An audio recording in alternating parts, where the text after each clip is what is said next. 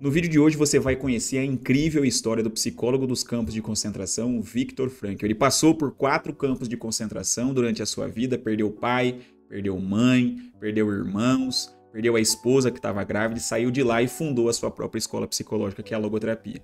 E ela vai ser uma aula diferente, você está vendo aqui o cenário diferente dos nossos vídeos, ela vai ser uma aula diferente de tudo que você já viu, porque eu quero te proporcionar uma experiência afetiva, mais do que intelectual. Eu quero que você se sinta verdadeiramente como alguém daquela época de Viena no século XX, vivenciando tudo isso. Por isso essa cara aqui de espetáculo, porque a vida dele é verdadeiramente um espetáculo, e você vai ver isso já já nos próximos minutos. Essa aqui é a primeira aula da minha formação básica em logoterapia, eu estou disponibilizando gratuitamente para vocês aqui do YouTube, então já deixa o seu like aí para ajudar e acompanhe aqui as cenas dos próximos capítulos na vida e obra de Viktor Frankl. Se você não me conhece, eu me chamo Roger Gomes, sou psicólogo e supervisor clínico em logoterapia, e o sentido do meu trabalho aqui é ajudar outros terapeutas a encontrarem também o sentido dos seus trabalhos através da logoterapia aplicada à prática clínica e do empreendedorismo e marketing ético para psicólogos e terapeutas chegarem ao consultório que cura e fatura, vivendo bem de psicologia, mas sem precisar atrair a sua vocação, sem precisar atrair o seu propósito de ajudar as pessoas. Então, se conteúdos como esse de logoterapia, empreendedorismo para psicólogos, marketing digital ético, sem ser blogueirinho e sem parecer mercenário, fazem sentido para você, já se inscreve aqui no meu canal, porque toda semana tem vídeo novo sobre esses assuntos, beleza? Então, agora fique com o vídeo da vida de Viktor Frankl, que é um espetáculo, como eu falei, e que também é o primeiro módulo da minha formação em logoterapia, que está aqui no primeiro link da bio. Então, vamos embora pro vídeo, a gente se encontra até mais.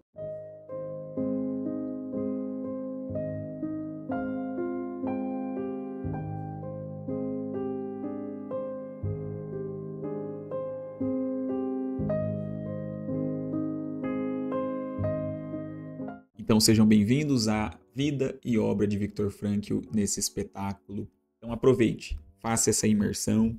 Eu gostaria muito que você se sentisse verdadeiramente nessa experiência pedagógica afetiva de você se imaginar, né, experienciar Viena no século XX junto com Viktor Frankl. Vamos à vida e obra de Viktor Frankl.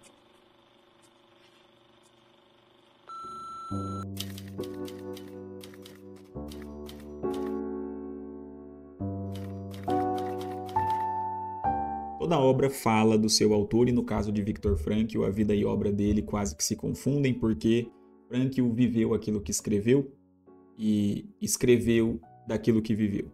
Como se fosse uma simbiose. A sua vida deu robustez e atestou sua obra. E ele mesmo afirma isso, né? Diferentemente de alguns autores que muitas vezes tentam se esconder por trás da sua teoria para que ali não se perceba a sua própria personalidade. Viktor Frankl fez o caminho inverso e realmente revelou que a sua vida e sua obra são quase que uma simbiose. Quando você lê o seu relato autobiográfico, que é o Em Busca de Sentido, você parece que está lendo sobre logoterapia. Quando você lê Psicoterapia e Sentido da Vida, que é a sua Bíblia, digamos assim, a Bíblia da logoterapia, parece que você está falando da vida de Viktor Frankl. Vida e obra quase que se confundem, ele mesmo vai dizer isso, que geralmente é dito que quando alguém funda um sistema psicoterapêutico, o que fez em resumo é relatar a sua própria história patológica. Todos sabemos que Freud sofria de pequenas fobias e Adler de inferioridade. Desse modo, Freud chegou à sua teoria do complexo de Édipo e Adler à do complexo de inferioridade. Devo dizer que eu não sou uma exceção a essa regra e então eu desenvolvi um antídoto para o niilismo.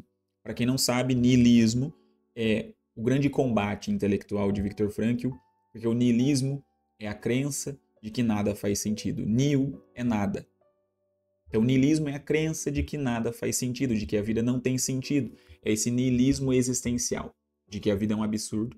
Também o niilismo filosófico, de que tanto faz a verdade ela é relativa, a verdade nem existe no fim das contas. Ou o niilismo moral, de que o bem também não existe, o mal também não existe, tanto faz, tanto fez.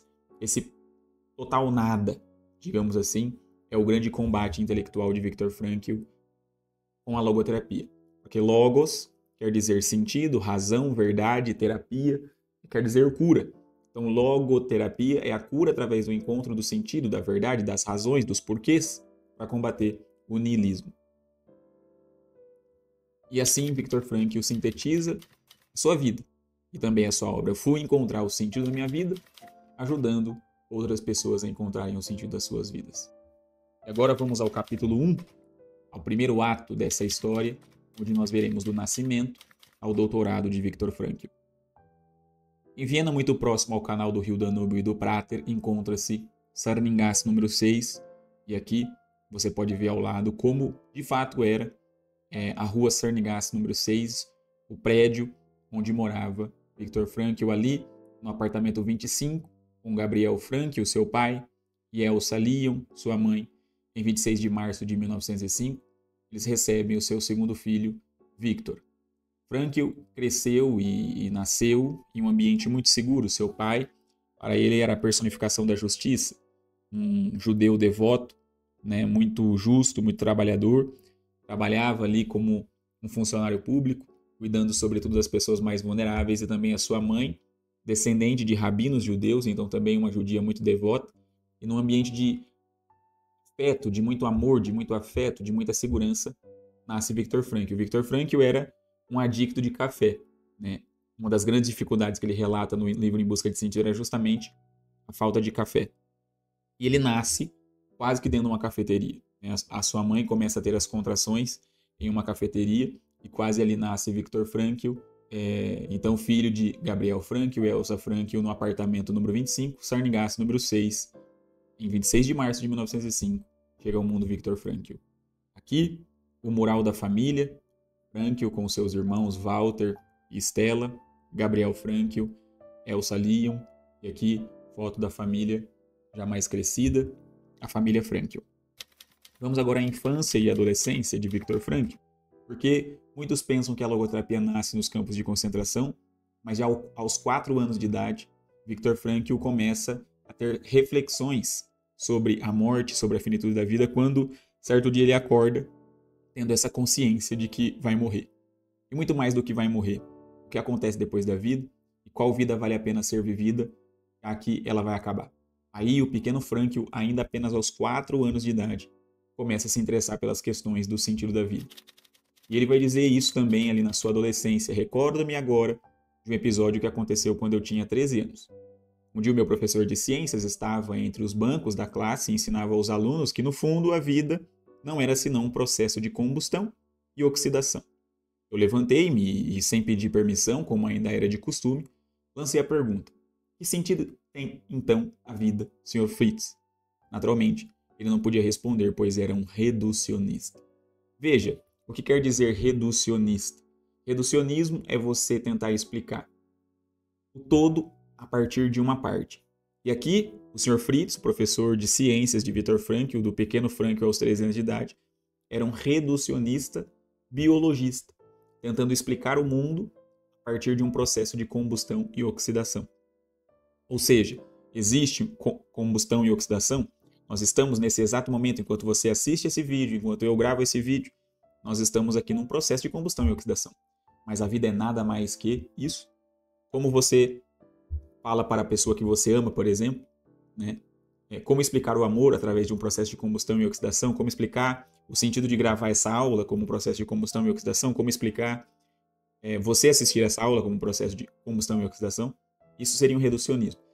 Existem fenômenos que não são explicados por isso, mas os reducionistas tentam explicar o mundo apenas a partir daquela parte. Sim, na vida existe, tem uma parcela da vida que é combustão e oxidação, mas não o todo, porque de fato, assim como pergunta Viktor Frankl ainda aos 13 anos de idade, qual seria o sentido da vida então, se fosse só isso? Com 15, 16 anos, Frankl faz ali a sua primeira conferência sobre o sentido da vida e desenvolve 2 dos seus principais pensamentos, ainda aos 15, 16 anos, ainda como um adolescente, desenvolve 2 pensamentos que dão base para o seu doutorado em A Presença Ignorada de Deus. Quais são esses 2 principais pensamentos?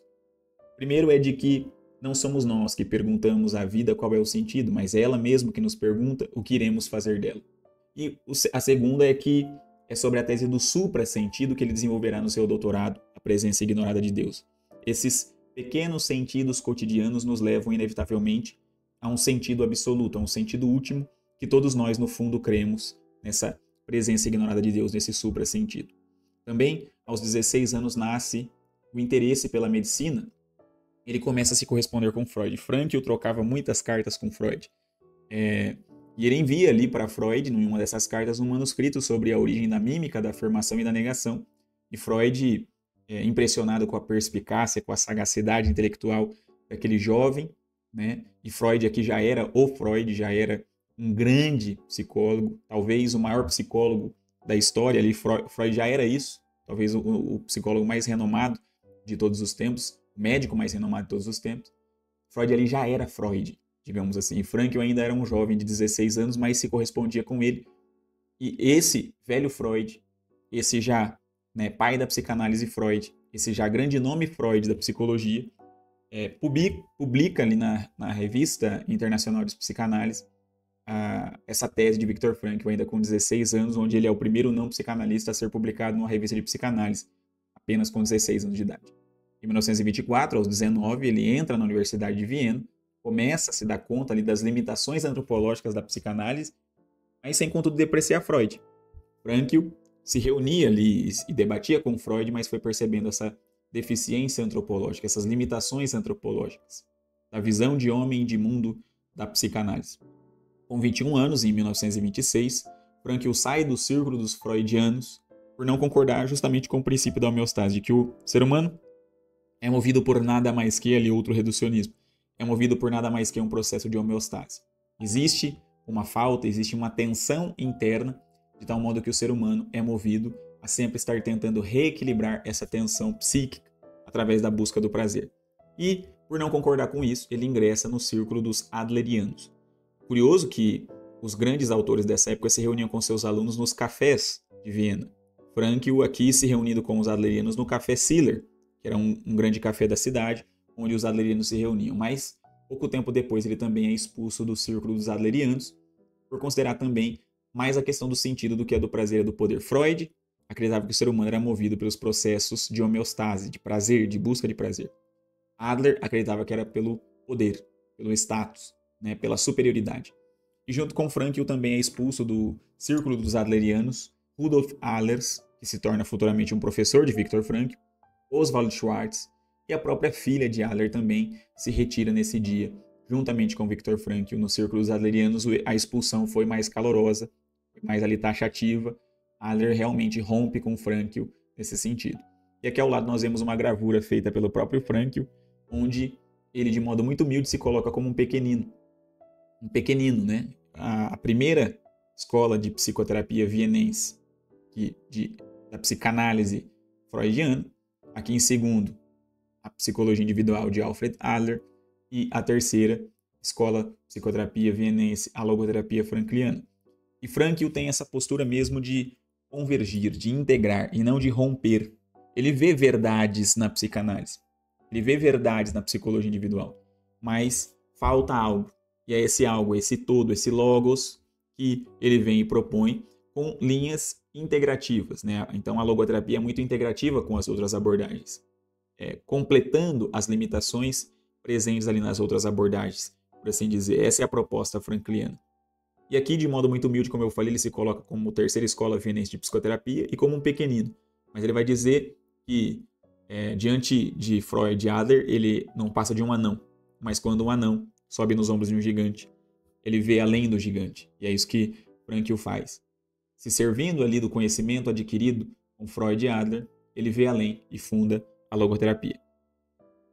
Em resposta às ideologias nihilistas e à Primeira Guerra Mundial, Frankl, aos 22 anos, promove ali a abertura de centros de aconselhamento para jovens. As consequências da Primeira Guerra Mundial na Europa, sobretudo entre os jovens, foi muito grande, né? Perdendo familiares, perdendo pais, perdendo conhecidos, e também sem saber se a minha juventude, se os meus estudos darão em alguma coisa, ou se logo depois vai vir uma guerra e vai destruir tudo, eu vou ter que ser enviado para a guerra, vou perder minha família, vou perder minha vida. Então, o que adianta? O que adianta estudar? O que adianta viver? O que adianta buscar as coisas se daqui a pouco vai vir uma bomba e vai matar todo mundo? Então, essa ideologia nihilista, fruto ali das consequências do pós-Primeira Guerra, gera na juventude grandes taxas de suicídio, grandes taxas de depressão e de problemas psicológicos. E Frankl, para responder a isso, apenas com 22 anos de idade, promove centros de aconselhamento para esses jovens. Em 4 anos, Frankl atende mais de 4.000 casos de suicídio e chega quase a zerar os casos de suicídio em Viena. Depois, esses centros são espalhados por toda a Europa como modelo aí a partir do que foi implementado em Viena esse modelo é implementado também em várias outras cidades da Europa. Frankl se forma em medicina em 1930, com apenas 25 anos de idade, e em 1936, com 31 anos, recebe a sua dupla especialização de neuropsiquiatra. Então, Frankl é médico, neurologista e psiquiatra. Em 1940, com 35 anos de idade, ele assume a direção da Clínica Neurológica de Viena, a Maria Theresien Schools, fundada pela Fundação Rothschild, um hospital da comunidade judaica. E por que é importante pararmos aqui nesse primeiro ato, nesse primeiro capítulo, antes de entrarmos no segundo?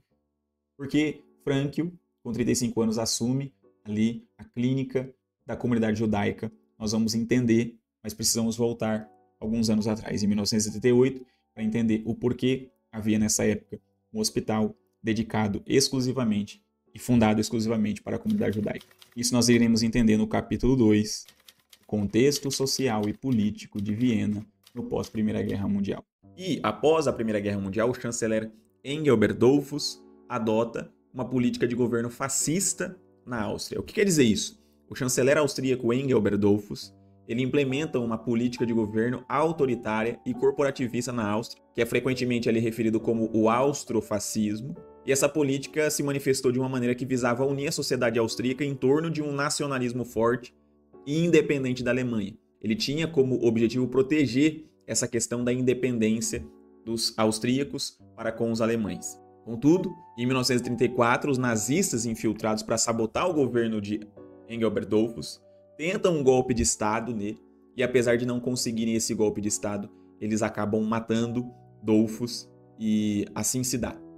O sucessor de Dollfuss, ameaçado ali por Hitler, porque nessa tentativa de golpe de Estado, apesar de não conseguirem, Hitler começa a invadir, começa a pressionar, começa a colocar ali o exército alemão nas fronteiras austríacas, e o sucessor de Dollfuss acaba cedendo à pressão no dia 12 de março de 1938, e esse dia é o dia onde acontece a anexação da Áustria. Esse dia ficou conhecido como Anschluss, que é a anexação da Áustria ao Terceiro Reich, a anexação da Áustria à Alemanha nazista, sob o comando de Adolf Hitler. Aqui você pode ver Viena, no dia 12 de março de 1938, uma carreata onde as pessoas eram obrigadas a sair de suas casas. Os generais entravam dentro das casas dos judeus, entravam dentro da casa dos austríacos, eles eram obrigados a sair de suas casas para ovacionar, para ver Adolf Hitler passando o seu novo comandante, né? O seu novo, entre aspas, presidente. E é muito interessante porque Viktor Frankl, nesse dia, está fazendo uma palestra sobre o sentido da vida, uma conferência sobre o sentido da vida, no Teatro Urânia, ali mesmo em Viena. E os soldados da Gestapo passam pela porta do Teatro Urânia e um deles entra ali para tirar as pessoas e levar para fora para que saudassem Hitler enquanto ele passava. E Viktor Frankl, olhando para aquilo, ele pensou: eu preciso terminar minha conferência. Eu não posso permitir que me interrompa. Então ele ficou ali frente a frente com o oficial da Gestapo, olhando diretamente nos olhos, como que desafiando, e continuou a conferência. Esse oficial ficou parado. Ele ficou quase que hipnotizado com as palavras de Viktor Frankl, e ao término da palestra ele deu meia volta, foi embora, não levando ninguém consigo, e o Hitler obviamente já tinha passado. Ninguém daquele momento ali saiu do Teatro Urânia, e Frankl relata isso, como ele foi andando para casa de volta, tremendo de medo pelo que ele havia acabado de fazer. Quando ele chegou em casa, ele encontrou a sua mãe chorando inconsolavelmente, porque ela já imaginava tudo o que iria acontecer a partir desse dia, porque a Áustria estava oficialmente anexada à Alemanha. Hitler, então, extingue a Primeira República Austríaca, ele prende 70 mil opositores, ele abre um plebiscito para o dia 10 de abril, e esse plebiscito, esse voto popular, né, uma votação popular, era o intuito de legitimar democraticamente, entre muitas aspas, esse democraticamente, a anexação da Áustria ao Terceiro Reich, à Alemanha nazista. E aqui você pode ver como era a cédula dessa votação, como eu falei mais uma vez, entre aspas, democrática, esse plebiscito democrático. De um lado, nós vemos aqui, vocês concordam que a Áustria seja anexada ao Terceiro Reich sob o comando de Adolf Hitler? E do lado esquerdo nós vemos um círculo maior escrito sim, do lado direito nós vemos um círculo menor escrito não, e Ali ao lado dessa votação, tinha um oficial da Gestapo armado com fuzil na frente da pessoa, vendo qual seria a votação dela. Então, na prática, os cidadãos não tinham liberdade para votar, pois eles seriam presos, né, ou até mesmo mortos, se votassem não. Então, esse foi o plebiscito democrático que Adolf Hitler fez. Obviamente, mais de 99% de aprovação para a anexação da Áustria à Alemanha nazista. E o que acontece a partir desse dia? Quais são as consequências e o porquê que isso foi tão grave? Por que a mãe de Viktor Frankl chorava ao se encontrar com seu filho nesse dia, onde ela sabia o que iria acontecer? Porque agora o país, né, estava submetido às leis de Nuremberg. E o espírito dessas leis era negar a nacionalidade alemã aos judeus, o que significava privá-los de todos os seus direitos. Os judeus não eram mais considerados cidadãos. O espírito de todas essas leis já estava ali dentro do coração de Adolf Hitler, naquilo que ele chamou de solução final, naquilo que ele colocou ali, que os judeus devem ser extirpados como um tumor cancerígeno no My Camp, ou seja, na minha luta. Essas leis, entre outras coisas, para vocês terem ideia, proibiam as mulheres e os judias de ficarem grávidas. Por quê? Porque era para a defesa da honra do sangue alemão. Se as mulheres judias ficassem grávidas, isso significava uma traição ao Terceiro Reich, porque elas estavam sujando, digamos assim, o sangue alemão com o sangue judeu. E assim elas eram obrigadas a abortar e eram deportadas aos campos de trabalho forçados até a morte. Inclusive, Tilly, a mulher de Viktor Frankl, nessa época fica grávida e ela é obrigada a abortar. E existe um livro de Viktor Frankl chamado Psicoterapia e Humanismo, onde a dedicatória desse livro é a Henry ou Mary, uma criança que nunca existiu, justamente por conta desse fato, né, de que Tilly teve que abortar uma criança judia por conta dessa lei de honra ao sangue alemão. Também tinha a lei de identificação, onde as mudanças de nomes aconteciam ali para os judeus, onde todo homem judeu tinha que colocar Israel no seu sobrenome e toda mulher judia tinha que colocar Sara no seu sobrenome. E aí, a partir de então, o nome de Viktor, que é Viktor Emil Frankl, passou a ser Viktor Israel Frankl, para que ele se identificasse ali no seu nome que ele era um judeu. Também os estabelecimentos judeus, tal como você está vendo na imagem, tinham que ser identificados com uma estrela de Davi e também tinham que ser identificados que eram estabelecimentos judeus. E aqui você vê, cuidado, esse é um estabelecimento judeu. Porque para que você não se contamine, para que você saiba com quem você está lidando. Eles também não podiam ter negócios, era uma lei de arianização da economia. Então, qualquer alemão que chegasse num estabelecimento, numa propriedade privada, numa casa, em um negócio de um judeu, ele poderia legitimamente, legalmente tomar para si, dizendo apenas que ele queria aquele negócio para ele. Também tem uma lei de mudança da bandeira e do seu uso, onde os judeus eram proibidos de tocar na bandeira que continha a suástica. Existia uma lei contra a superlotação das escolas alemãs. Todas as crianças judias foram expulsas, portanto, das suas escolas e não tinham direito à educação, pois a educação era apenas para alemãos e arianos. Também uma restauração na administração pública. Todos os judeus que estavam empregados na administração pública eram demitidos e não tinham mais direito a ter emprego. E também a regulação ali do exercício da advocacia e da medicina. Por que é importante entender isso aqui? Na prática, nenhum judeu profissional podia ter trabalho, ele não podia continuar trabalhando. Apenas os médicos judeus podiam continuar trabalhando e, obviamente, porque eles também poderiam atender somente pacientes judeus, já que alguém tem que cuidar desses judeus e não somos nós, alemãos, que vamos tocar em judeus. Então, na prática, só os hospitais ali. Por isso que tem o hospital da comunidade judaica. E por isso que Viktor Frankl conseguiu continuar trabalhando, porque ele era um médico e ele pôde continuar atendendo, em alguma medida assim, os judeus, porque a única profissão que subsistiu foi a medicina, para que judeus atendessem judeus, para que os alemães não tocassem nesse tipo de gente, ainda mais esse tipo de gente doente. Também houve uma lei no uso dos serviços públicos. Quem era judeu não podia usufruir dos serviços públicos, de trens, ônibus, carros, bicicletas, e eles praticamente só andavam a pé. Então, esse foi o espírito das leis de Nuremberg. Extirpar, primeiramente, todos os direitos civis dos judeus, considerando como não cidadãos. Primeiro você vai tirando os direitos, primeiro você vai anulando, você vai excluindo, até chegar naquilo que é a solução final que nós veremos, obviamente, nos campos de concentração. Ainda em 1938, no dia 9 de novembro, acontece uma situação, a Noite dos Cristais, como reparação na morte de Ernst von Hatt. Aqui você vê ao lado uma notícia onde esse jovem polonês de 17 anos, em um momento ali de rebeldia, em um momento de fúria, acaba causando um rebuliço na Polônia e esse jovem polonês acaba, nessa situação, assassinando Ernest von Hatt, um oficial nazista, um oficial ali do Terceiro Reich. Com isso, em forma de retaliação, em forma de reparação, vocês então assassinaram, mataram um oficial da Gestapo, agora vocês irão ver essa forma de retaliação conhecida como a Noite dos Cristais, em 9 de novembro de 1938. Mais de 250 sinagogas judias são destruídas e 30 mil são mandados aos campos de trabalho. Há um toque de recolher para os judeus, então eles passam a ter hora para voltar para suas casas, senão também eram enviados aos campos de trabalho e muitas vezes eram mortos. 7 mil comércios dos judeus foram destruídos, cemitérios, escolas e casas foram saqueadas, o desastre foi total, tudo isso em forma de reparação a essa morte.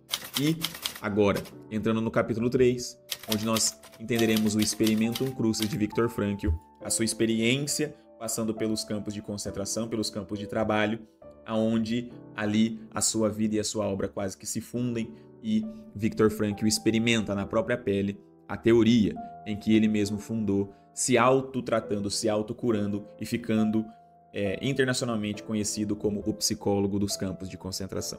Antes de adentrarmos profundamente nesse capítulo 3, vamos fazer uma breve recapitulação do que vimos até agora, porque nós paramos ali na vida de Viktor Frankl, propriamente dito, em 1940, quando com 35 anos ele assume a direção da Clínica Neurológica de Viena, a Fundação Rothschild, um hospital da comunidade judaica, e nós entendemos, depois, voltando 2 anos, 1938, com a anexação da Áustria ao Terceiro Reich sob o comando de Adolf Hitler, a implementação das leis de Nuremberg no território austríaco e todas as consequências que isso gerou para a vida de Viktor Frankl.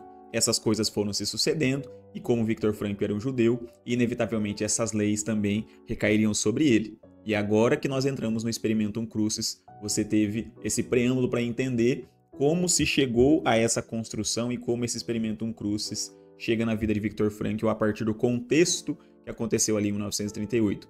Vamos voltar então agora em 1940, lembrando que nessa época Frankl está trabalhando na clínica neurológica de Rothschild. E aqui você pode perceber um prontuário real da época do Dr. Frankl, Dr. Viktor Israel Frankl. Israel por quê? Porque lembre-se que com as leis de Nuremberg, todos os judeus tinham que mudar o seu nome.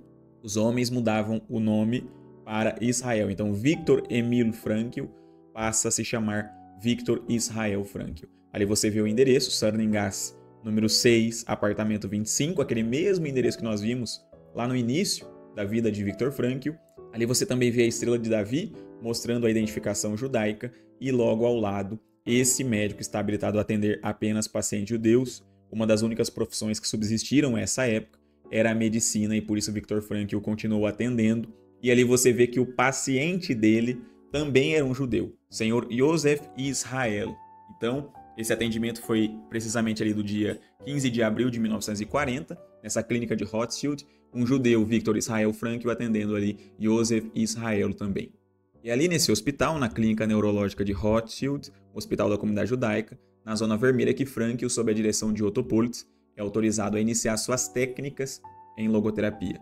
É muito importante esse vínculo de Otto Politz com Viktor Frankl, um vínculo verdadeiro de amizade, onde Viktor Frankl era o diretor da ala neurológica e Otto Politz era o diretor geral do hospital.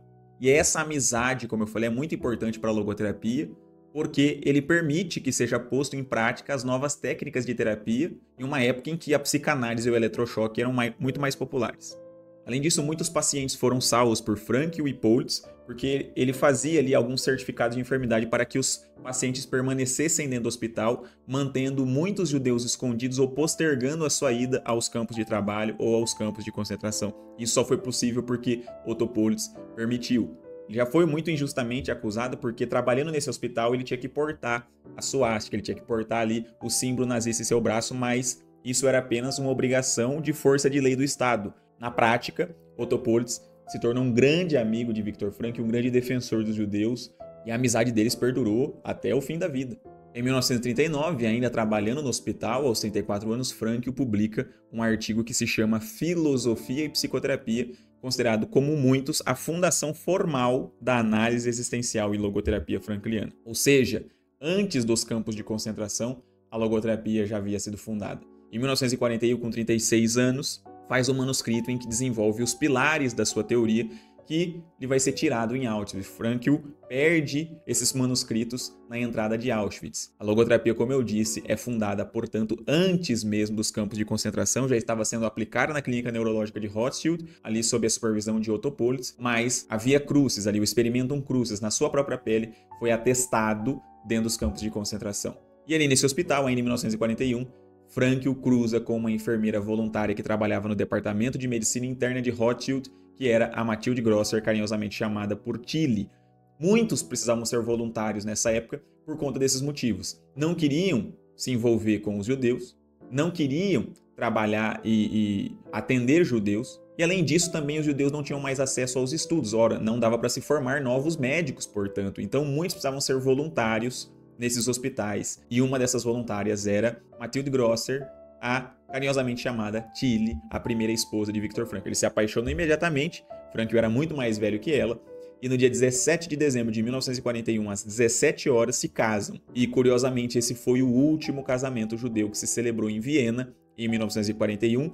No dia seguinte, o cartório foi fechado e Tilly logo engravida, mas como nós vimos anteriormente pelas leis de Nuremberg, que proibiam os casamentos dos judeus, proibiam as mulheres de engravidar, Tilly, infelizmente, precisa tirar a vida do seu próprio filho, e como nós dissemos também anteriormente, um dos livros de Viktor Frankl é dedicado a essa criança que não pôde existir. Com as leis de Nuremberg, a família Frankl então começa a se fragmentar. Walter e sua esposa se exilam no Vaticano, e por um descuido, porque o Vaticano era protegido dessas leis, por descuido eles saíram desse território e foram enviados a Auschwitz, onde morreram nas câmaras de gás. Stella, com a lei da arianização da economia, aquela lei que dizia que qualquer alemão podia chegar em um estabelecimento, uma propriedade privada judia, e poderia tomá-la por lei, legalmente. Com essa lei da arianização da economia, ela perdeu a sua casa, e depois da guerra, Frankl foi saber que ela havia se mudado para a Austrália, e foi a única da família Frankl a não passar pelos campos de concentração. Em 1941 acontece algo muito importante. Frankl também tem a oportunidade de sair de Viena. Veja, seus dois irmãos se retiraram de Viena nessa época. Walter para a Itália, Stella para a Austrália, e Frankl tem uma oportunidade também. Como uma grande autoridade intelectual já da época, ele recebe um visto para ser retirado e ir embora para os Estados Unidos, juntamente com a sua esposa. Mas havia um problema, os seus pais teriam que ficar. Então ele recebe em 1941 esse visto e se vê diante desse grande dilema moral. Fico com os meus pais e deixo morrer a minha teoria, ou deixo morrer os meus pais para que viva a logoterapia? Esse era um grande dilema moral de Viktor Frankl. Aqui ao lado você pode perceber a Catedral de Santo Estevão, porque Viktor Frankl, caminhando pelas ruas de Viena, com esse dilema moral, ele acaba entrando dentro da Catedral de Santo Estevão. Ele vai dizer que ele tampa a sua identificação judaica, naquele momento está acontecendo ali uma cerimônia, um canto gregoriano, e Frankl então diz: isso não é uma resposta que um homem pode se dar a si mesmo, é preciso que Deus mesmo intervenha e mande um sinal do céu. E Viktor Frankl faz ali a sua prece para entender melhor o que a vida esperava dele. Porque lembre-se, lá um dos pilares de Viktor Frankl, ainda aos 16 anos, quando ele faz aquela primeira palestra sobre o sentido da vida, ele diz que desenvolveu dois dos seus grandes pilares. Um deles era: não é você que pergunta à vida qual é o sentido, mas é a vida que te pergunta o que você vai fazer com ela. E Viktor Frankl então espera essa pergunta da vida: o que fazer? Mas ele diz que a um homem isso é impossível responder. Frankl sai daquela igreja depois de ter feito essa prece sincera, vai à casa dos seus pais e, sobre a estante da casa do seu pai, há uma pedra de mármore. E Frankl pergunta: pai, o que essa pedra de mármore está fazendo aqui? E Viktor Frankl, observando aquilo, o pai dele responde: essa é uma pedra de uma sinagoga, dos escombros de uma sinagoga judia. Lembre-se que as sinagogas judias tinham sido destruídas devido àquela retaliação que aconteceu na Noite dos Cristais, em novembro. Então, Gabriel diz: essa daí é uma pedra dos escombros de uma das sinagogas. E digo mais, é uma pedra do altar, porque estava ali um escrito em dourado, uma letra escrita em dourado. E no altar dos judeus existia essa escrito em dourado, que eram os mandamentos da lei judaica. E Gabriel vai além e diz: e eu ainda sei qual é o mandamento que essa inscrição se refere, porque essa letra só há em um mandamento. E Frankl pergunta: qual é o mandamento? E o pai dele responde: honra o teu pai e a tua mãe, e os seus dias serão prolongados nessa vida. Frankl, veja, acabou de sair da igreja de Santo Estevão pedindo um sinal do céu, e esse sinal do céu vem como resposta. Honra o teu pai e a tua mãe, que os seus dias serão prolongados. E Frankl, então, decide deixar o seu visto caducar e ficar em Viena. Mas é importante entender que deixar o visto caducar e ficar em Viena era um assinado de óbito, um atestado de óbito. Viktor Frankl, sim, teve os seus dias prolongados na Terra, foi morrer aos 92 anos de idade. Mas naquele momento, Viktor Frankl fez o que deveria ter sido feito. Ele não fez para que ele sobrevivesse, ele fez porque ele realmente acreditava que aquilo era o que deveria ter sido feito. Se ele não tivesse sobrevivido, como era a maior chance, vamos dizer que a chance de sair vivo no campo de concentração era 1 em 35 mil. Então, realmente, deixar um visto caducar era assinar um atestado de óbito. E Viktor Frankl não fez por conta disso. Ele fez porque ele sabia que era aquilo que ele deveria fazer, e mesmo que não houvesse um livro chamado Em Busca de Sentido, mesmo que Frankl tivesse morrido nas câmaras de gás, ninguém tivesse sabido que ele tomou essa atitude, ainda assim ela teria sido feita, e ainda assim Viktor Frankl seria Viktor Frankl, mesmo que anonimamente, porque diante da sua consciência, ele sabia que tinha escolhido exatamente aquilo que deveria fazer. E é assim que nós devemos nos portar diante da vida também. Esse grande homem vem nos ensinar essa vida responsável diante da própria consciência, diante do que a vida exige de nós. Enfim, o inevitável acontece com Frankl. Ele recebe a visita do oficial da Gestapo e é deportado para os campos de trabalho. Ele tem de se apresentar na rua Kleines Spergast, número 2, mesmo endereço do colégio onde ele, o seu pai, Adler e Freud estudaram. Interessante que quando o oficial da Gestapo aborda Viktor Frankl, já sabia que Frankl era Frankl. Já sabia que Frankl era um autor de uma nova linha de atendimentos e métodos revolucionários ali de tratamento psicológico, psiquiátrico. E ele faz uma pergunta para Viktor Frankl, o general da Gestapo. Ora, se você conhecesse um homem, você é Viktor Frankl, né? Você tem alguns métodos aí. Se você conhecesse um homem que sofre de terrores noturnos, o que você falaria para ele? E assim Viktor Frankl vai conversando e Viktor Frankl trata aquele homem que o leva aos campos de trabalho. Esse era Viktor Emil Frankl. O gueto levado era Theresienstadt, em Terezin. Os judeus eram enganados a levar apenas o que tinham de valor, e aqui você pode ver as imagens. Então os nazistas diziam, olha, nós vamos levar vocês para um lugar, vocês não precisam se importar com nada. Né? Lá vai ter comida, vai ter móveis, vai ter casa, vai ter tudo que vocês precisam. Então, peguem apenas os objetos de valor, joias, ouro, dinheiro, coisas que vocês consideram valiosas, que não pode ficar na casa de vocês. O resto, aquilo que é o necessário para o dia a dia, para a subsistência, vocês terão, fiquem tranquilos.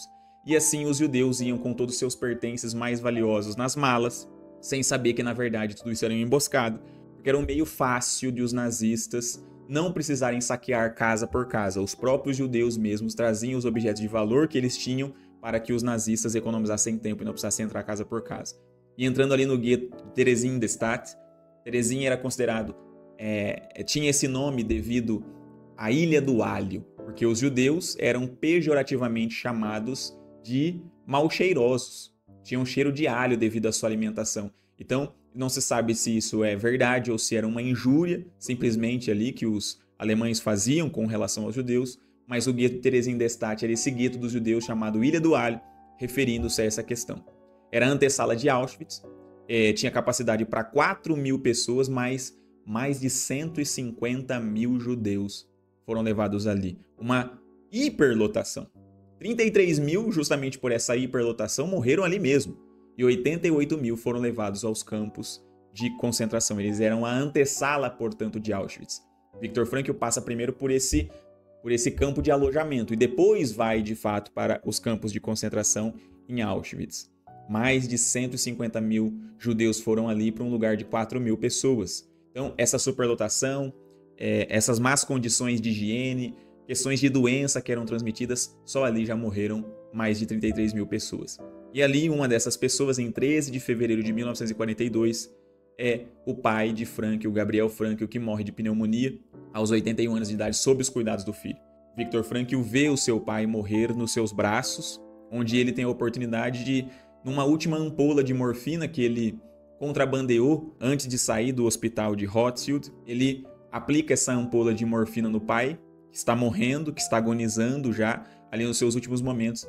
e pergunta ao pai se ele gostaria de mais alguma coisa. O pai diz que não, expira nos seus braços e Viktor Frankl ali fica. Ele decide ficar em Viena para morrer junto com os seus pais, visto que seus irmãos já tinham ido embora e era sua missão fazer isso. Só cabia a ele fazer isso. E a sua primeira missão está cumprida porque morre nos seus braços, tendo minimamente ali o seu sofrimento reduzido pela ampola contrabandeada de morfina que Viktor Frankl tinha. Falece nos seus braços Gabriel Frankl. E corroborando então a visão de Viktor Frankl, Teresin se torna sinal da força do espírito humano, a força de resistência do espírito humano em transcender o sofrimento, transformando-os em triunfos. Naquele lugar onde uma superlotação de judeus estava acontecendo, o espírito humano mostra a sua capacidade de transformar a tragédia em triunfo e de se elevar acima das circunstâncias para mostrar o que há de mais humano no ser humano. Aqui você pode ver um escrito com a série de 10 palestras que aconteceu ali, que Viktor Frankl ministrou ali para as pessoas, mostrando justamente essa questão da capacidade humana de resistência do espírito, de transcender aos sofrimentos. E um dos escritos, ali no verso nós podemos ver um escrito dizendo o seguinte: não há nada no mundo que capacite tanto o indivíduo para superar as adversidades externas e aflições internas como a consciência de ter um desafio na vida. Era isso que Viktor Frankl fazia. Nós não podemos desistir, nós não podemos entregar os nossos pontos. Os nossos familiares estão morrendo injustamente, mas nós precisamos fazer alguma coisa, nós precisamos nos manter aqui. Nós precisamos nos manter firmes, porque isso há de passar. Nós temos que reconstruir o nosso país. Nós temos uma missão a ser realizada que cabe a nós. Nós temos que viver isso tudo com honra e dignidade. Não há nada no mundo que capacite tanto o indivíduo para superar as adversidades externas e aflições internas, como a consciência de ter um desafio na vida. Escrito no gueto de Teresin em algum momento entre 1942 e 1944. E aqui uma das características propriamente humanas dessa força de resistência do espírito é a arte. Por quê? Porque o mundo a essa época não sabia exatamente o que se passava na Alemanha, na Áustria, sob o comando do Terceiro Reich. Então, os homens e mulheres do Beco de Teresin começaram a usar da arte, a usar dessas conversas, a usar dessa força de resistência do espírito para produzir arte. E aqui nós vemos, eles falaram assim: vamos enterrar, vamos criar coisas e vamos enterrar poemas, imagens, pinturas, músicas, tudo. Vamos enterrar isso aqui para que hoje não vão saber, mas futuramente, quando vierem escavar aqui em Teresin, descubram a verdade. Então você pode ver artes aqui, pessoas ao redor ali de um acordeon, de uma gaita de fole, de uma sanfona, no gueto de Teresin. Aqui ao lado, a luz de velas, as pessoas aos montes, amontoadas e com um olhar cabisbaixo e triste, porque nessa época os nazistas espalhavam para o mundo que estavam levando os judeus para um lugar só deles, para um lugar onde eles podiam viver ali como judeus verdadeiramente. Mas os judeus escreveram, compuseram, pintaram essas artes para que nós soubéssemos a verdade. E é isso que nós vemos aqui: judeus aos montes, reunidos todos com cara tristes, porque é isso que era a realidade de Teresin d'Estaing, diferentemente daquilo que estava sendo propagado no mundo inteiro. Aqui, mães com seus filhos também sendo levadas, aqui olhando com um olhar triste, magros, raquíticos. Essa era a realidade de Teresin d'Estaing e, de fato, essa era a propaganda que os nazistas colocavam, ao ponto, inclusive, de dizer: olha só como são as crianças, nós estamos ensinando arte para eles, estamos ensinando sinfonias para eles. E aqui você vai poder ver agora, verdadeiramente, crianças do gueto de Teresin cantando uma sinfonia composta ali mesmo no gueto de Teresin para servir de cortina de fumaça para aquilo que realmente estava acontecendo. Então, fique com as imagens exatas de crianças do gueto de Teresin com essa sinfonia que foi composta ali apenas como cortina de fumaça para o mundo.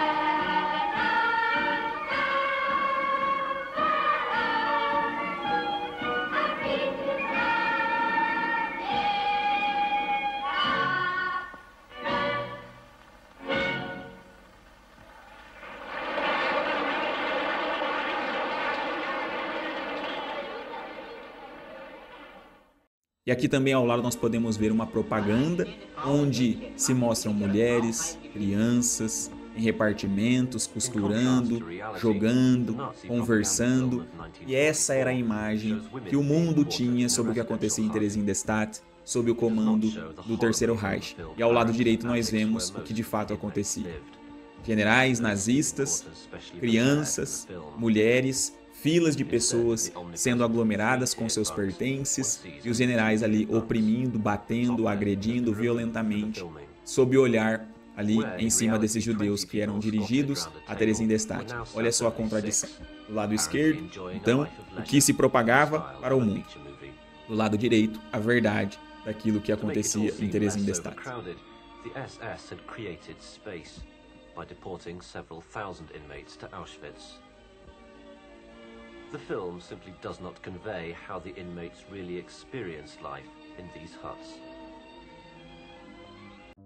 Enfim, 19 de outubro de 1944, aos 39 anos, Viktor Frankl recebe a ordem de deportação para os campos de concentração, tanto ele como Tilly e como Elsa, sua mãe.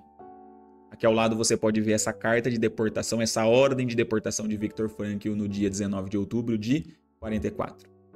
Elsa, sua mãe, é imediatamente enviada às câmaras de gás. E aqui Viktor Frankl, como eu falei, decide ficar em Viena, decide ir aos campos por causa dos seus pais. E agora, definitivamente, já perdeu seu pai em Terezin e perde a sua mãe imediatamente após a entrada nas câmaras de gás. Por quê? Porque agora você vai ouvir Viktor Frankl dizendo, de própria boca, aquilo que acontecia nessa pré-seleção inicial. No vídeo você vai perceber Viktor Frankl dizendo que ele ficou ali numa distância de poucos metros daquele assassino em massa, o arquiteto das câmaras de gás, o oficial Mengele, e com um pequeno gesto para a direita, ele dizia que era a minoria, ele dizia aqueles que iam para os campos de concentração. E com um pequeno gesto para a esquerda, que era a grande maioria, as pessoas eram pré-selecionadas diretamente para as câmaras de gás. When I left Vienna, I stood at distance of a few meters and saw face to face the ill-famed Eichmann, E-I-C-H-M-A-N-N, the man who was responsible for the whole Holocaust. And when I then arrived from a former camp to Auschwitz, I was 1.5 meter distance, face to face, again confronted with another historical, not to say classical, mass murderer. Not only Eichmann, but also Mengele, Dr. Mengele. Now you see next Dr. Mengele standing there in Auschwitz at the railway station where he stood, and we had to march one after the other, and he made such a movement, right or left, see? And this meant those who were sent to the left were immediately sent to and into the gas chambers. And those who had been ordered to the right side, which was the minority, they were sent later on, after a couple of days, into some camps, concentration camps in Germany. Tilly, a sua amada esposa, também é transferida para Bergen-Belsen, que era um campo de mulheres em Auschwitz, e aqui você pode ver a realidade dos campos femininos de Bergen-Belsen em Auschwitz. Depois de passar por essa experiência que fica ali profundamente descrita na sua autobiografia Em Busca de Sentido, onde ele conta os relatos do prisioneiro comum nos campos de concentração, Viktor Frankl é liberto de Dachau em 27 de abril de 1945, pesando apenas 25 quilos. Passa 15 dias se recuperando ali em Munique, recuperando a sua saúde em Munique, aquilo que também ele descreve no livro Chegarás o dia em que serás livre. E aqui você pode ver esse certificado de libertação de Viktor Frankl em Dachau. Frankl, Viktor, 26 de março de 1905, o seu nascimento, um homem vienense, que ali foi deportado aos campos em 27 de outubro de 1944, o prisioneiro 119.104. Aqui um outro documento de Dachau, onde mostra que Viktor Frankl, ali austríaco, Sarningás número 6, Viena, que era um médico. E ali, mais abaixo, você pode ver todos os campos de concentração e de trabalho que Viktor Frankl passou, de 22 de setembro de 1942 a 19 de outubro de 44. Viktor Frankl fica em Theresienstadt. De 24 de outubro de 44, Viktor Frankl é deportado para Auschwitz, depois para Kaufering, enfim, para Dachau, da onde é liberto. E um fato curioso da libertação de Viktor Frankl em Dachau é que, já nesses últimos momentos, sabendo que a guerra estava acabando, que os nazistas estavam perdendo, muito mais do que tentar vencer a guerra, os nazistas estavam mais voltados para a queima de arquivos. Então eles estavam tentando matar o máximo de judeus possíveis naquele último momento para que não ficassem testemunhas do que de fato estava acontecendo em Auschwitz, além de destruir todas as coisas, destruir os prédios, destruir as câmaras de gás, destruir as estruturas, destruir tudo para que não ficasse evidências do que realmente aconteceu ali. E na libertação de Frankl, em Dachau, acontece um fato interessante, porque os generais chegam com um comboio, com um camburão, dizendo, veja, já não há mais sentido manter vocês aqui, nós já estamos perdendo a guerra, subam aqui que nós vamos libertar vocês mais cedo. E Viktor Frankl, nesse momento, com seus amigos, se exultam de alegria porque finalmente estavam libertos. Mas havia um problema, um desses amigos estava ali passando por um tratamento de tifo com Viktor Frankl e ele estava nos últimos cuidados desse amigo que já não tinha mais salvação. Ele estava praticamente como estava com seu pai, ali já nos últimos minutos de vida, agonizando, e Viktor Frankl estava atendendo essa pessoa, esse seu amigo. Os outros se levantaram imediatamente, já subiram no comboio e olhavam para Frankl, que continuou imóvel junto com seu paciente, agonizando. E olhando para Viktor Frankl perguntaram, vamos Frankl, você não vai subir com a gente? Nós estamos libertos. E Frankl olha para eles e fala, ora, eu estou aqui, eu preciso cuidar desse paciente. Seus amigos, quase que rindo da cara dele, disseram, você vai ficar aí cuidando desse rapaz? Você não está vendo que ele está morrendo?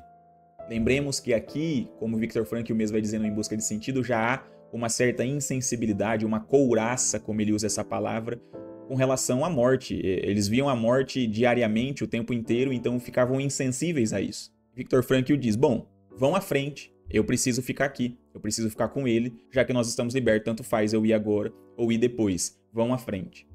E assim acontece, Viktor Frankl fica ali, fazendo aqueles cuidados paliativos, na agonia do seu paciente, e os seus amigos vão embora, e combinam-se de se encontrar depois. Acontece que era mais uma emboscada. Acontece que esse comboio, na verdade, estava cheio de bombas e no caminho de saída dos campos de concentração, esse comboio explode e todas aquelas pessoas que estavam no comboio morrem imediatamente. Diante dessa situação, mais uma vez, um homem que mostra aquilo que deve fazer perante a sua consciência em cada situação, um homem que vive plenamente, integramente aquilo que ele acredita na logoterapia, na sua teoria, ele vai dizer, o médico tem a obrigação de curar. E quando não pode curar, tem que assumir a responsabilidade de acompanhar o que sofre em seu sofrimento. E isso cabe muito para nós, psicólogos, terapeutas, psiquiatras. Muitas vezes nós não conseguimos cumprir a nossa obrigação de curar as pessoas e quando já não há o que fazer, nós temos que assumir a responsabilidade de acompanhar aquele que sofre em seu sofrimento. Esse é o nosso dever enquanto profissionais da saúde, enquanto médico das almas. E podemos pensar, nossa, que sorte que Viktor Frankl teve nessa situação. Ele disse não, ficou como médico daquele paciente e o comboio explodiu. E Viktor Frankl já responde para você, não se confunda, não é a sorte que salva a vida do homem. O que salva a vida do homem é esse lema, faça o que deve fazer. Nesse dia, eu fiz apenas o que eu deveria fazer. Viktor Emil Frankl. Saindo dali, em 9 dias, Viktor Frankl dita o livro que relata sua história nos campos de concentração e posteriormente se tornou o grande best-seller mundial, o grande long-seller mundial Em Busca de Sentido. E você olhando ao lado pode ver que não existe um autor na capa desse livro, porque Viktor Frankl primeiro quis publicá-lo anonimamente. Porque houve um fracasso editorial nessas primeiras publicações. Viktor Frankl, convencido pelos seus amigos, coloca o seu nome e aí sim, o Em Busca de Sentido vira um grande long-seller mundial. E agora nós podemos entrar no capítulo 4, A Vida Após a Libertação, onde acontece o desenvolvimento da logoterapia e o legado de Viktor Frankl para a história da humanidade. Dando início então ao nosso quarto e último ato da vida e obra de Viktor Frankl, após a libertação dos campos de concentração em Dachau, Frankl agora precisa se recuperar de sua saúde sai dali com 25 quilos e sai totalmente sem saber o que está acontecendo na medida em que já não sabe onde estão seus familiares. Antes de entrar nos campos de concentração, Viktor Frankl prometeu a Tilly e também exigiu dela uma promessa: saia daqui viva, independente do que for preciso você fazer, dando a ela inclusive liberdade para ter ali envolvimentos com os generais, se fosse necessário. E Viktor Frankl então consegue cumprir a sua promessa de sair vivo dos campos de concentração. Ela também diz para ele: também me prometa que sairá vivo, que escreverá o seu livro, o seu manuscrito.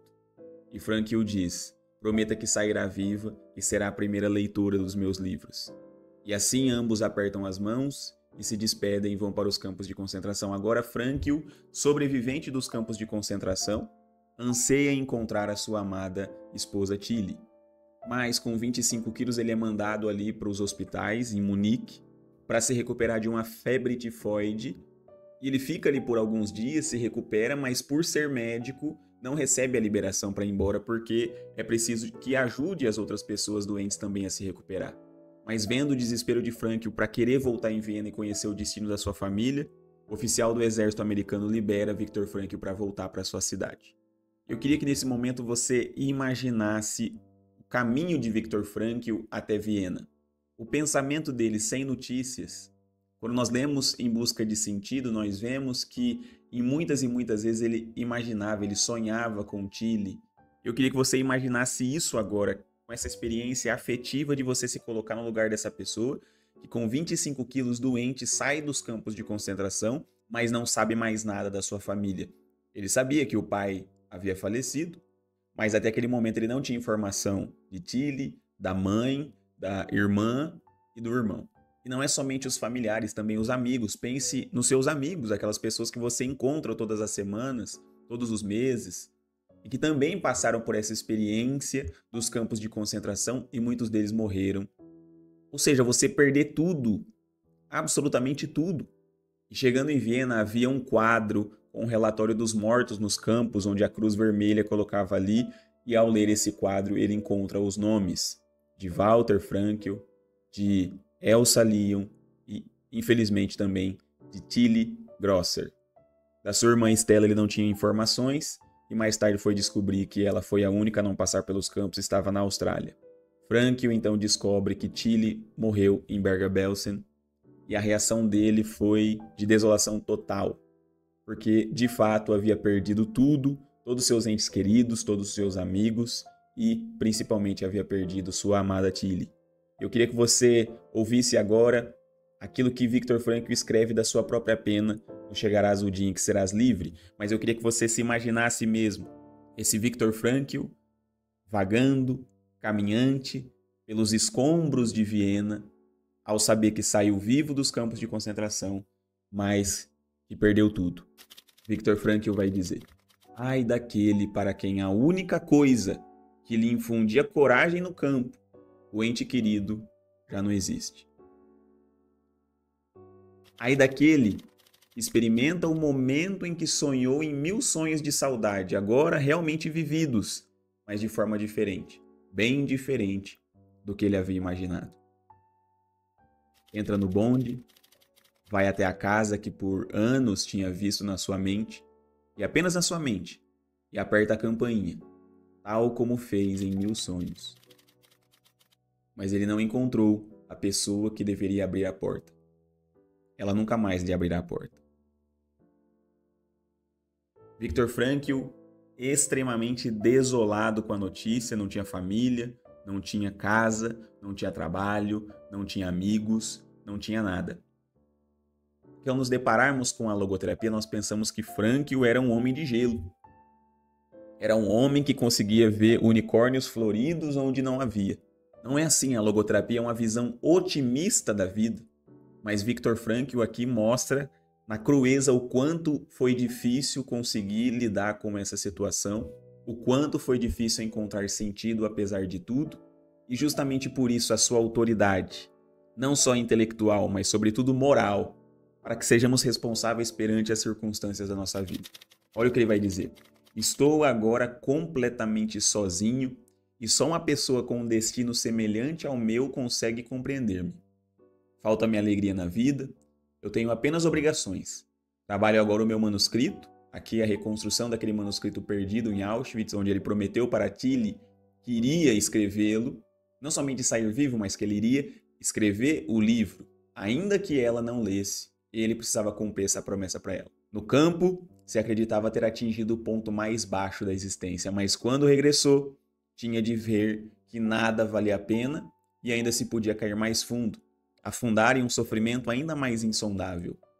Ou seja, o que me mantinha de pé no campo era saber que eu iria reencontrar minha família, mas agora eu já não tenho mais motivos. Aqui fora está pior agora do que estava lá dentro, porque lá dentro ainda havia esperança de reencontrá-los.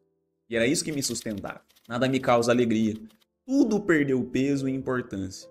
Acho que já não vou viver muito mais tempo. Ou seja, Viktor Frankl aqui diz dos seus pensamentos, inclusive de morte. Nunca pensei que um homem pudesse estar tão só e sozinho sem simplesmente ter de morrer. E eu nunca pensei que morrer pudesse ser tão fácil. Isso é a logoterapia nua e crua. A logoterapia, como eu disse, é uma visão otimista, mas ela não é um frufru. Ela é uma visão puramente realista da vida, otimista da vida, na medida em que exige do homem aquilo que há de mais humano no homem, que é a força de resistência do seu espírito para lidar com as adversidades e com as circunstâncias como um homem de fato. Enfim, através de Paul Pollack e Bruno Peterman, que eram amigos de Viktor Frankl, ele consegue um emprego, uma casa, ali você pode ver, Marianengasse número 1, consegue um emprego, uma casa e uma máquina de escrever, mas passa por muitas dificuldades, muitas necessidades. Lembrando que ali ainda era um lugar antissemita, apesar de tudo, e Frankl continuava sendo judeu, então teve muitas dificuldades de conseguir reconstruir a sua vida, além de toda a questão psíquica interior, de toda a questão do luto, de toda a questão social, ainda tinha que lidar com essas questões do antissemitismo. Por conta desses amigos, Frankl torna-se diretor da Policlínica Neurológica de Viena e ocupa esse cargo por 25 anos, trabalhando ali todos os dias, de domingo a domingo. E não somente isso, trabalha também freneticamente na publicação do seu livro a partir da reconstrução dos manuscritos perdidos em Auschwitz. E esse se torna o primeiro livro que se publica no pós-guerra na Europa. Ele é esgotado em poucos dias, onde Viktor Frankl, ali em 1946, escreve aquilo que é a maior obra da logoterapia, que em português nós chamamos de Psicoterapia e Sentido da Vida, que é a Bíblia da logoterapia. Portanto, ler Psicoterapia e Sentido da Vida, sabendo que esse foi o primeiro livro que se publicou na Europa no pós-Segunda Guerra Mundial. Saber que o que está escrito ali, Viktor Frankl escreve com o espírito daquilo que nós acabamos de ler. Alguém que não sabia o que faria depois que terminasse a conclusão desses manuscritos. Já seria genial, já seria revolucionário, já seria extraordinário para a história da psicologia o que está contido ali no Psicoterapia e Sentido da Vida, mas ao saber dessa história que eu acabei de te contar, quando você tiver acesso ao Psicoterapia e Sentido da Vida, como nós nos debruçaremos ao longo dessa nossa formação, você conseguirá, como eu falei, de modo afetivo também, não só intelectual, compreender a grandeza dessa obra e a grandeza desse homem. Entre 1946 e 1949, dos 41 aos 44 anos, Frankl publica de 6 a 8 livros por ano. E não são livros somente científicos, são livros de poesia, de teatro, de música. Viktor Frankl realmente é uma personalidade extraordinária e ele precisa como que externar tudo que estava ali pululando dentro dele. E ali no mesmo setor onde ele trabalhava, em 1947, a chefe de enfermaria de odontologia, que era a Eleonor, conhecida também como Ellie, que era 20 anos mais jovem do que Viktor Frankl. Eles têm esse primeiro contato, Ellie precisa de um leito da enfermaria que está na ala de Viktor Frankl. Todo mundo enxerga Frankl como uma pessoa séria e ficam com medo de pedir esse leito. Ellie vai até ele, pede esse leito por 2, 3 dias e Viktor Frankl é muito gentil com ela e todos se surpreendem. Viktor Frankl, depois que Ellie sai, ele olha para a assistente ao lado e diz: "Você viu os olhos dessa mulher?" Ou seja, se apaixonaram imediatamente, de fato. Poucas semanas depois já estavam morando juntos. E isso foi um escândalo à época, porque lembre-se, Viktor Frankl havia casado com Tilly, era um viúvo, mas ele não tinha os documentos mais, porque tudo se perdeu. Então não tinha como ele casar novamente. Mas já estavam apaixonados, estavam morando juntos, mesmo sem estarem casados. Isso causou um escândalo ainda maior. Um judeu casado com uma católica 20 anos mais jovem do que ele. E Ellie Em alguns meses apenas fica grávida. O casamento oficial se deu em 18 de julho de 1947 e em dezembro nasce a sua única filha, Gabriela. Gabriela também se forma em psicologia, apesar de nunca exercer a profissão, porque eles conheciam a família de Anna Freud e Gabriela via como Anna Freud praticamente não existia. Ela era a Anna Freud, a filha do Freud, aquela a quem em alguma medida deveria continuar o legado do seu pai. E Gabriela nunca quis isso para ela. Ela é alguém totalmente anônima, você não sabe nada sobre ela. Ela quis viver essa vida escondida, justamente para poder ser apenas a filha de Viktor Frankl. Ao longo de 4 décadas, o Dr. Frankl fez inúmeras palestras em todo o mundo, recebeu diplomas de honoris causa de 29 universidades na Europa, na América, na África e na Ásia. Viktor Frankl, portanto, é o intelectual com maior títulos de honoris causa da história, com 29 títulos honoris causa, e era para ser 30.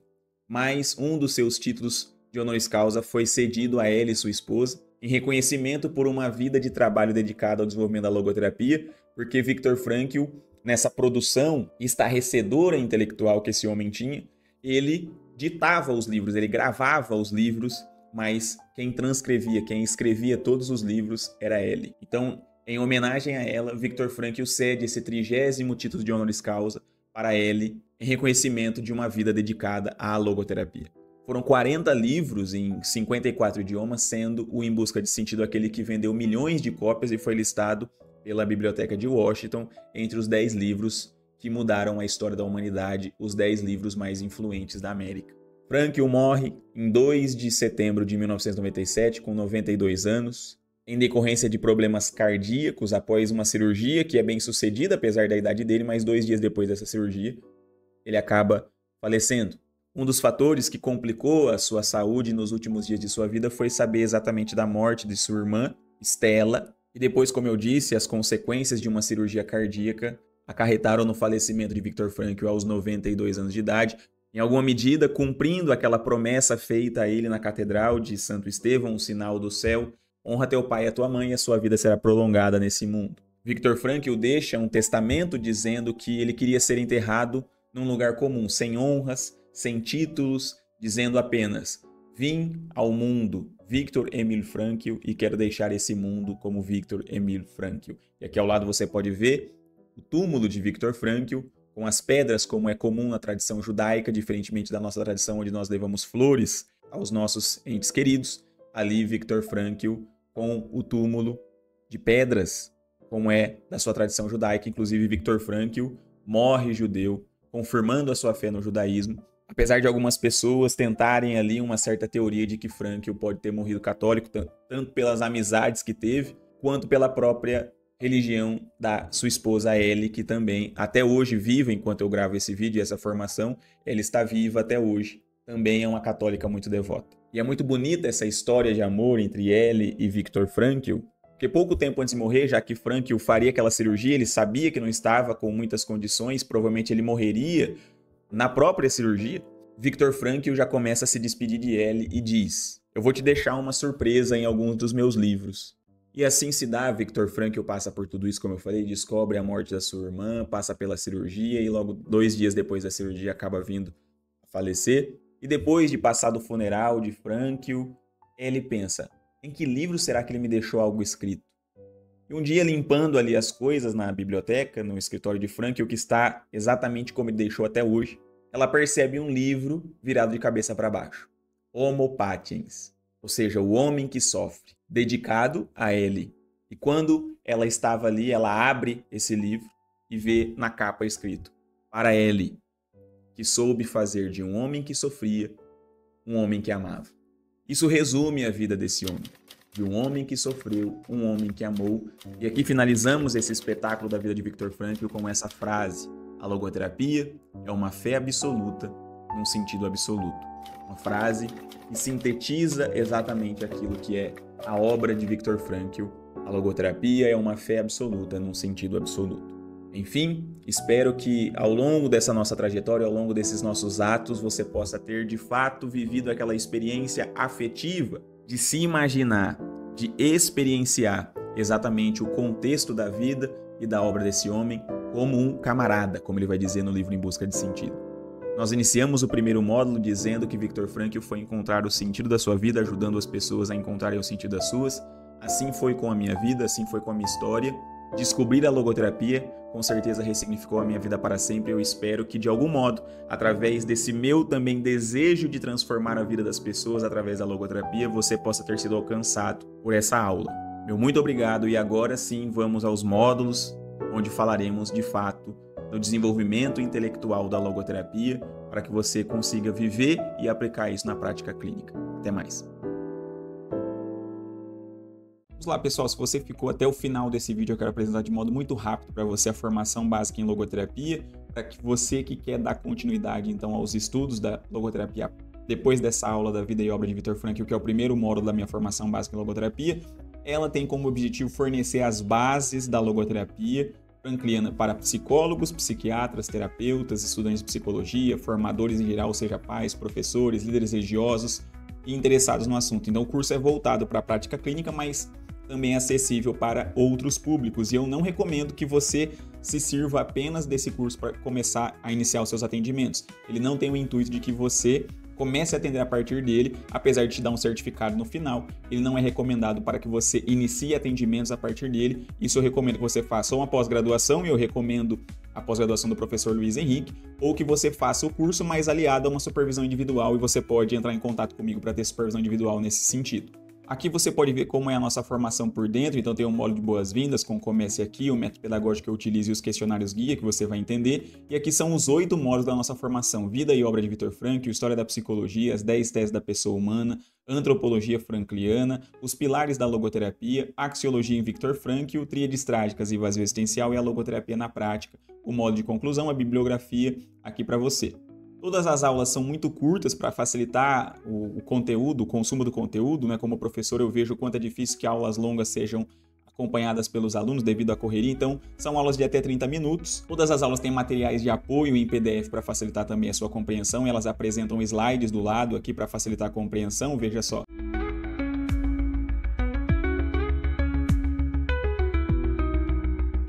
Além disso, como eu falei, também tem emissão de certificado para que você comprove aí a sua formação básica em logoterapia, mas apenas para quem está vendo esse vídeo, somente para quem está vendo esse vídeo, existe um desconto especial de 50% por tempo limitado. Basta você entrar no link que vai estar aqui na descrição e digitar no cupom YT50 que você vai ter acesso a esse desconto especial por tempo limitado. Além disso, você que também está vendo esse vídeo pode usar esse investimento como um cashback integral nas minhas turmas de supervisão. Basta você me chamar no direct lá, @RogerGomesPsi, dizendo que você tem interesse na supervisão, que já é aluno da formação básica em logoterapia, e você vai ter todo o investimento integral, ou seja, tudo que você pagou nessa formação, caso você feche comigo a supervisão também futuramente, para dar início aos seus atendimentos, começar a atender com mais segurança, você pode receber o retorno integral disso, você vai ter o desconto integral disso nas minhas turmas de supervisão. Então, quando você clicar aí no link da bio, você vai cair nesse link aqui, é só você preencher suas informações, nome, e-mail, confirma o e-mail, porque é nesse e-mail que vai o acesso, coloca aqui todas as informações, seu nome, a forma de pagamento. Você vê aqui que o investimento para essa formação é de R$ 1.997, mas apenas para quem está nesse vídeo, você vem aqui nesse, tem um cupom de desconto? Sim, você tem, digita YT50 e já vai habilitar esse cupom de desconto para você. Em vez de você pagar aquele valor que você viu anteriormente, vai ficar por esse valor aqui de R$ 998,50 apenas para quem está vendo esse vídeo e por tempo limitado. Beleza? Então aqui está todo o conteúdo da minha formação básica para você. Caso você tenha interesse, como eu falei, primeiro link na bio, desconto especial por tempo limitado. A gente se encontra, até mais.